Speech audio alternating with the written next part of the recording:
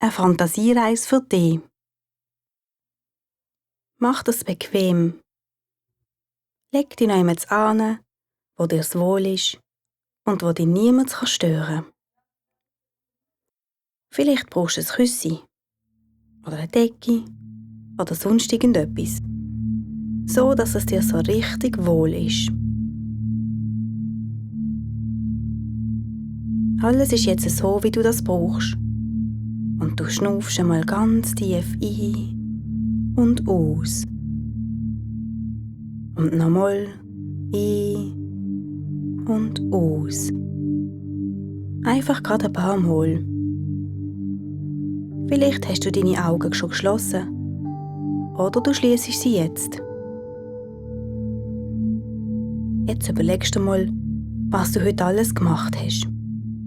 Vom Morgen weg, wo du aufgestanden bist. Weisst du noch, was du zum Morgen gegessen hast? Denk mal nach. Was hast du am Vormittag gemacht? Und am Mittag?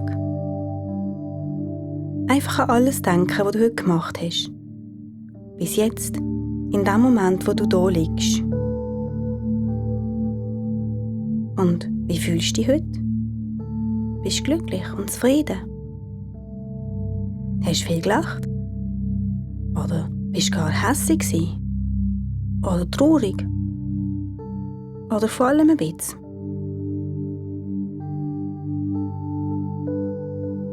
Lass jetzt den Tag in Gedanken los und los einmal ganz gut zu, was du um dich herum alles für Geräusche kannst hören. Musik? Autos? Vielleicht schwätzt irgendwo jemand etwas? Einfach gut zuhören, bis du meine Stimme wieder hörst.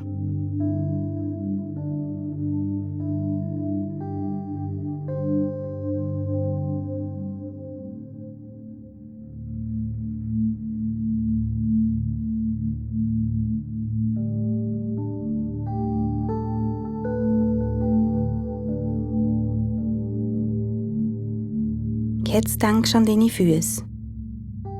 Du hast ja deine Augen zu. Denk an deine Socken, die du anhast. Oder bist du barfuß? Hast du warme Füße? Oder sind sie kalt? Und deine Arme und Beine sind ganz warm. Arm und Beine sind ganz warm. Arm und Beine sind ganz warm.